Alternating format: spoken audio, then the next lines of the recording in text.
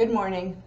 I thought it would be a good idea this morning to talk a little bit about astrology in the context of the teachings of the Ascended Masters. And this is based on my experience walking the path of these teachings for decades now, at least 3 going on 4, and having some interactions with the messengers regarding astrology, and having my own experience working with, was counting about 7 different astrologers throughout the years, some who were in the teachings and some who were outside the teachings.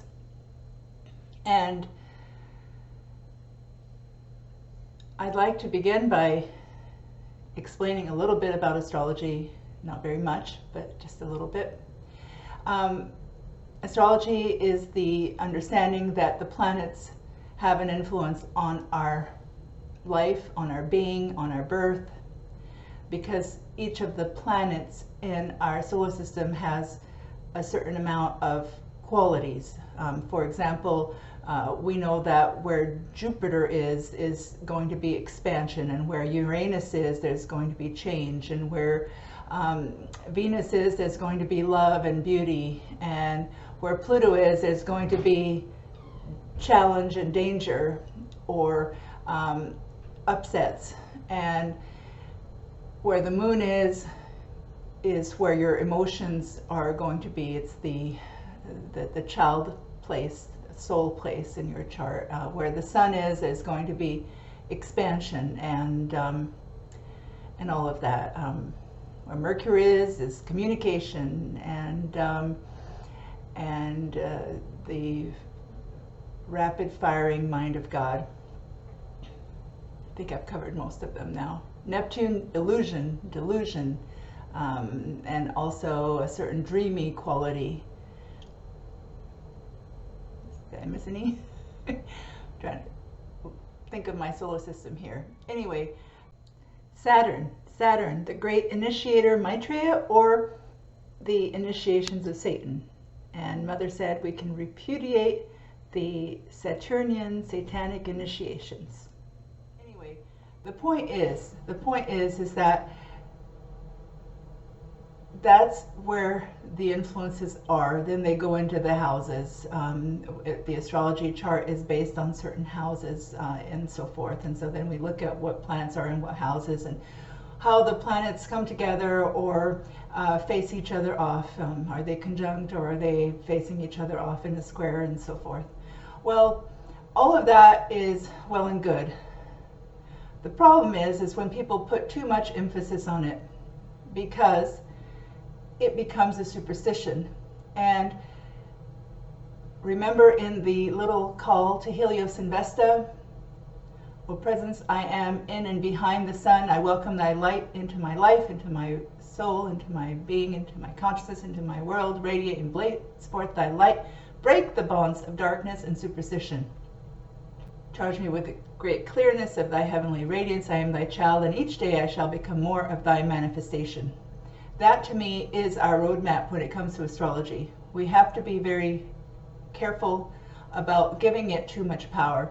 I remember there was a man who had been in the I Am movement for decades, and then he crossed over into the Summit Lighthouse, Herbert Weigel, and he would just say to me, look, you just ask the Ascended Masters to place their electronic presence over your astrology chart every day, and that's that. There's no need to spend a whole bunch of time making a whole bunch of calls, very precise calls about every little nook and cranny of the astrology and the degrees and the thises and the that's, because you asked the Ascended Masters to take over. And this was at a time when Elizabeth Clare Prophet had been surrounded with people who were into the astrology, and so she wrote books about the astrology. And I look back upon that, and then I look back upon my interactions with her regarding astrology, and there was an evolution of progress in her consciousness, I believe, on astrology. And we have to remember that in the Bible, there is a recommendation not to go into all of the astrology too much. And so I was always pondering all of the different aspects of that, because we want to try to do the right thing. So when you look at major events in history, we will see that there were often astrologers involved. And that includes the life of and the birth of Buddha. The astrologers came and said, hey, he could be a great king or he could be a great teacher, and the meaning a spiritual teacher. And his father said, oh, he's going to be a king. There's no way I'm going to let him be a spiritual teacher. We look at the other situations like Moses and Pharaoh's court. Pharaoh's court was full of astrologers. Joseph, king of dreams, they would consult astrologers to try to figure out the interpretation of dreams. This went on and on throughout history and in various cultures where the astrologers would be consulted for a sense of what was coming or what could be depended on. And what we find in the Bible over and over again is that those who are the true men of God, the prophets, they would always find a revelation or have an explanation that defied the astrology or went beyond the astrology or completely was different than the astrology, like Joseph reading the dreams of the Pharaoh. And so I want to bring this up because what we would hear in the teachings during the time where we were more focused on astrology was that the three kings, El Morya, Kuthumi, and Valkul, were astrologers, and that they read the stars, and that's how they found the babe in Bethlehem. Well, there's truth to that, but it's not the whole truth, because when you read the book, The Revelation of the Magi, where it's in the three kings' own words, they are following the causal body of the Christ, and the Christ child is actually working with them in an extraordinarily mystical experience, communion, interchange all the way along. It was a mystical journey, and they were not sitting there consulting their stars to figure out, where is the birth of Christ happening and how we're going to get there, and are there going to be any kind of troubles along the way. Jesus, as the Christ child, was guiding them and making sure there was no trouble along the way. So I want to point that out because we have to move beyond this idea that, the masters are just sitting there looking at the charts all the time. Now, they do look at the charts. They do look at the charts, and they look at a lot of other things too, in the computer mind of God, to try to figure out, the direction that humans are most likely to take, understanding that we do have free will, and sometimes humans, even Chelas, have disappointed the masters. For example, when Moria was benched. For example, when the continents of Atlantis and Lemuria went into the ocean, that was not the first choice of God. And so astrology is a map of karma. It is a map of karma. And when you look at the astrology chart, it begins on the 3 o'clock line of Aries, which is that it moves in a counterclockwise direction. And so it is, in a way, a fallen system. It comes down on the 3 o'clock line, where it's the point of rebellion, the point of the fall of the angels, and it goes counterclockwise. Now, the divine use of the houses of the zodiac is the cosmic clock, which begins on the 12 o'clock line of God power, goes clockwise. And so we have to ask ourselves in our life, which one are we going to give more power to? The one that goes clockwise, that begins at the 12 o'clock line, that is the divine outpicturing of cycles, or the left-handed one, which is the worldly astrology. And even if it's more, divinely interpreted, it's still based on that, on the fall. So I was thinking about Mark Prophet and how he would do decrees. And then I was thinking about how we spend all of this time going through all of these different astrological transits and all of their minutiae in the cults, and how much time is spent in services doing that. And is it relevant, and does it have an impact of light, a true light quotient, a true light result? And Mark Prophet would sit there or stand there and say, "Beloved, I am presence bright, round me seal your tube of light. From ascended master flame, call forth now in God's own name, let it keep my temple free from all discord sent to me. I'm calling for violet fire to blaze and transmute all desire, keeping on in freedom's name till I am one with the violet flame. And then he would sing, how great thou art, and I'll spare you that. But that was what he did. He didn't sit there and say, please take command of my Pluto in this many degrees and this many houses, transiting this and having this aspect to that, and then take command of, and then going through all the planets, and for myself and for the planet every single day. Because the astrology changes every hour, practically. I mean, the moon is constantly changing. There's some planets sit around for a long time, the outer planets, but the ones like the moon and the rising sign and all that the rising sun, anyway, those change fast. So we have to understand these things, because we have to start to say, are we creatures of our astrology? Are we giving that importance, or are we going to transcend the whole ball of wax? How many prophets in the Old Testament, or people that are the saints, and I remember Mother Guru Ma, Elizabeth Clare Prophet, the last thing she said to us is study the lives of the saints. Well, how many saints do you know said, well, let me check my astrology? Padre Pio's wrestling with demons. Oh, was that in my astrology? The various saints, Jeremiah, Isaiah, Elijah, smiting the water. Was that in my astrology? Did my astrology say it was okay to do that? Should I have waited for a better day? Jesus, was his crucifixion in his chart? Well, whether it was or not, one thing for sure is that we know from the teachings that everyone who's going to get back to God is going to have to go through the crucifixion, the resurrection, and the ascension. But to get to the ascension, you got to go through the crucifixion and the dark night of the soul and the dark night of the spirit. And I think that that's one of the things that drives people to looking at their astrology chart, is when they are in the dark night of the soul, or in, let's just say, heavy karma, and they want to try to figure out, they want comfort ultimately. They want to know ultimately it's going to be all right. And there's nothing wrong with that, I mean, in the end, it's going to be all right, right? Because one way or the other, we're going home to God.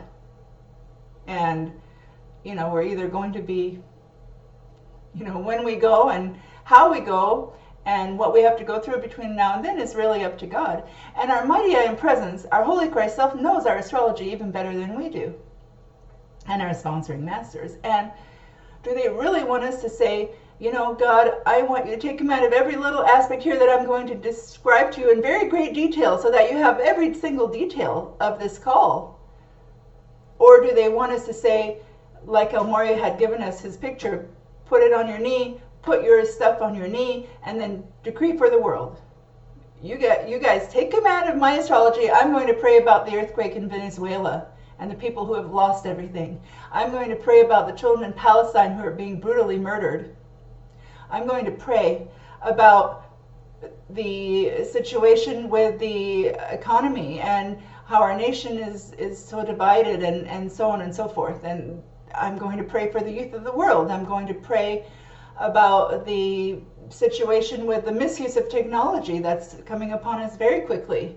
Those are my prayers. God, I am imploring with all my heart, with a deep, heartfelt prayer that Mother used to give.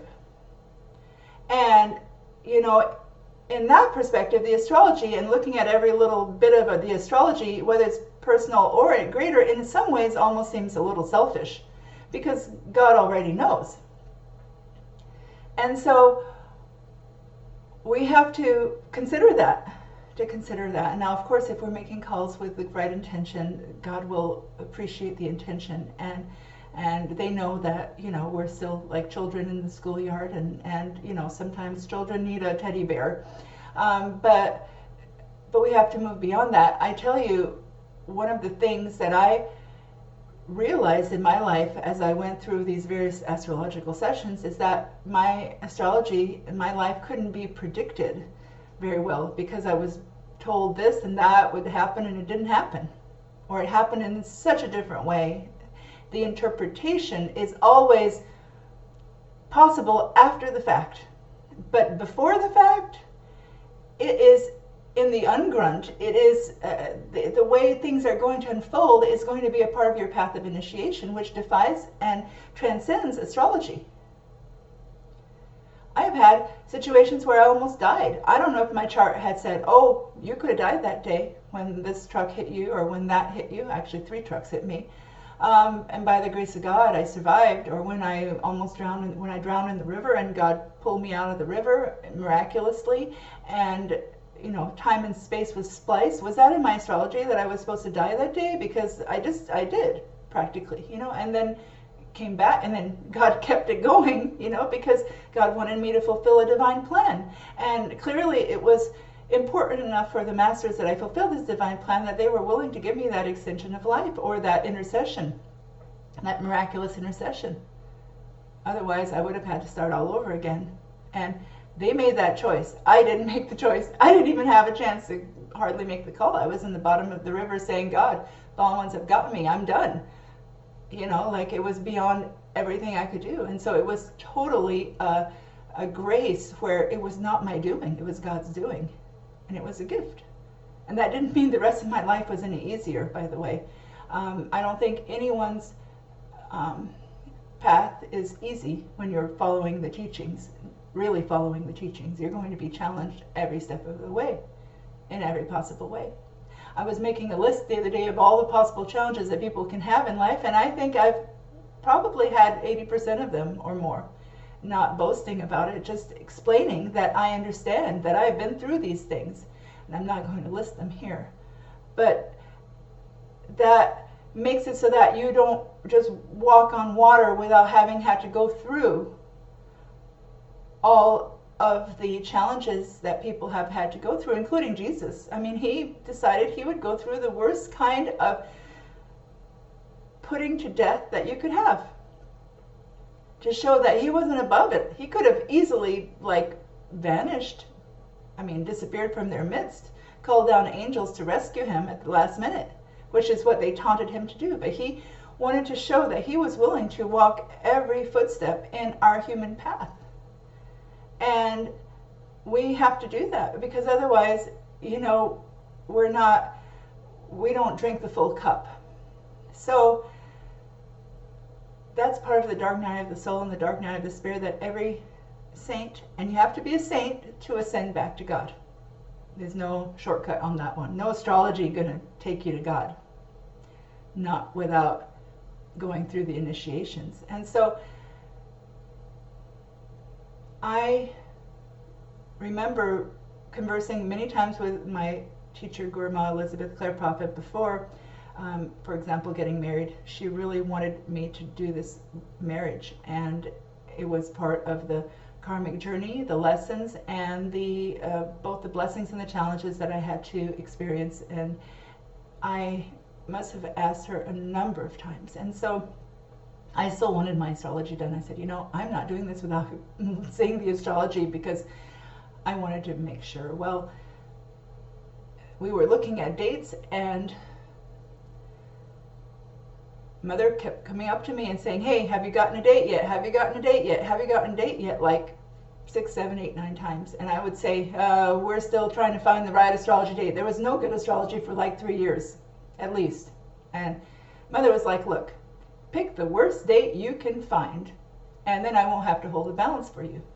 And I thought about that a lot. What did that mean? What did that possibly mean?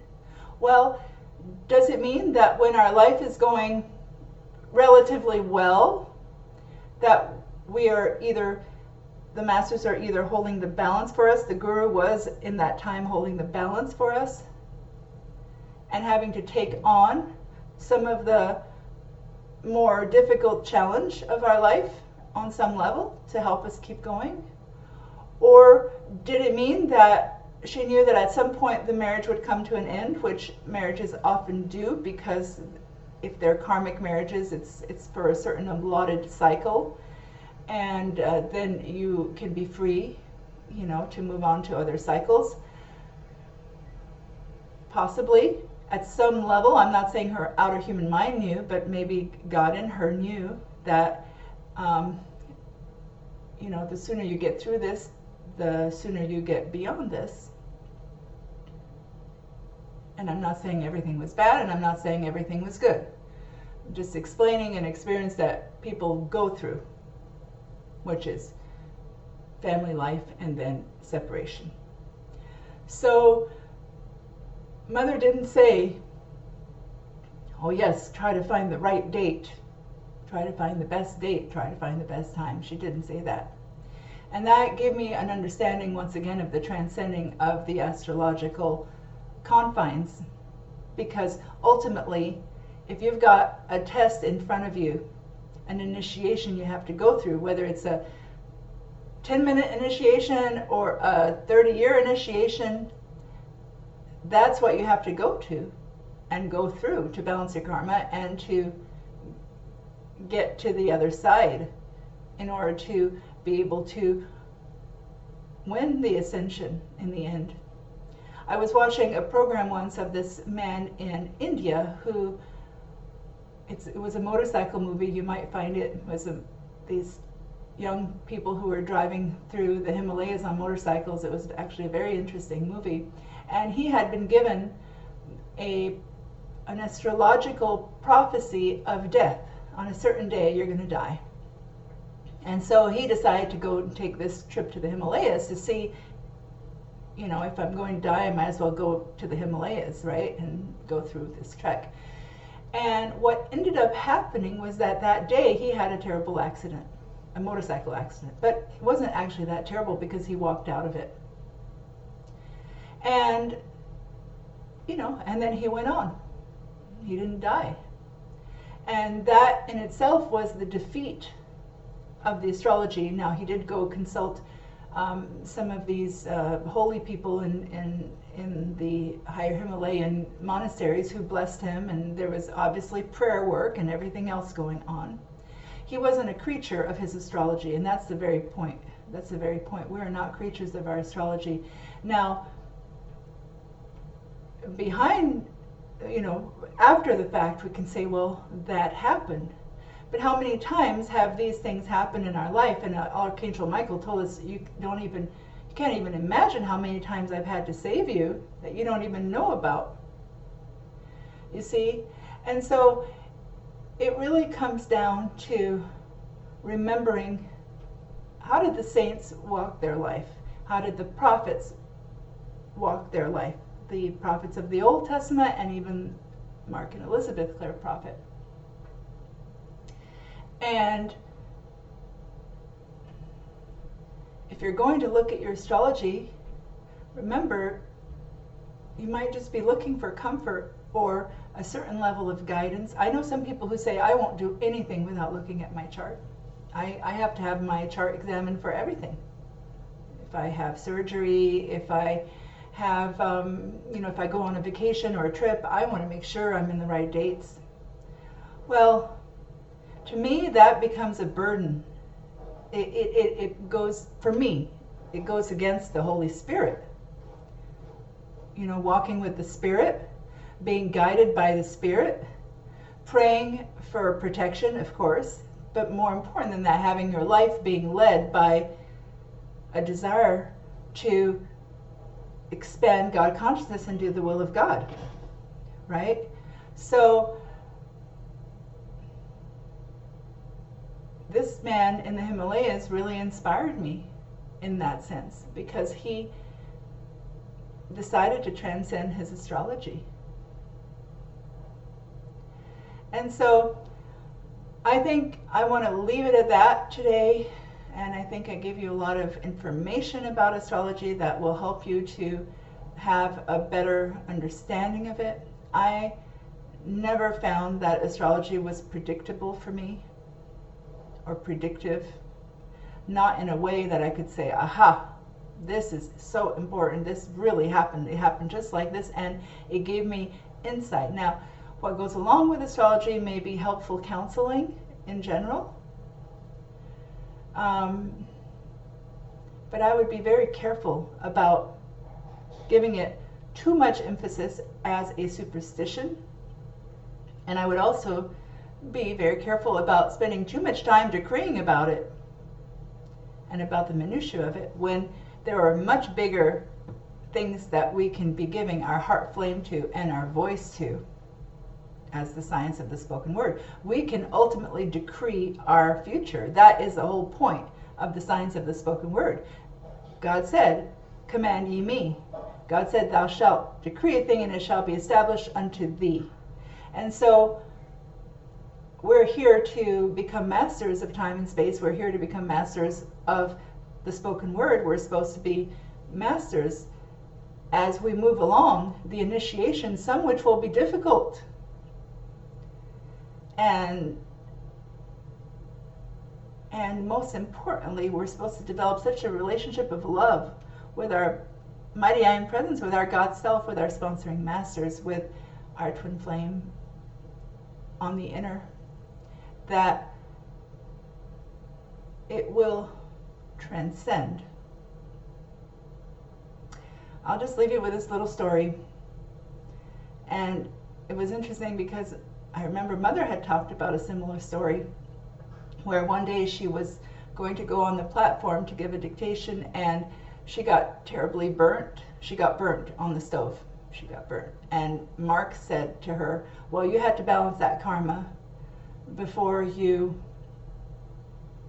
went to do the dictation. And so the karma he explained to her was where she had burned down a village in a previous life somewhere along the line as a warrior of some sort.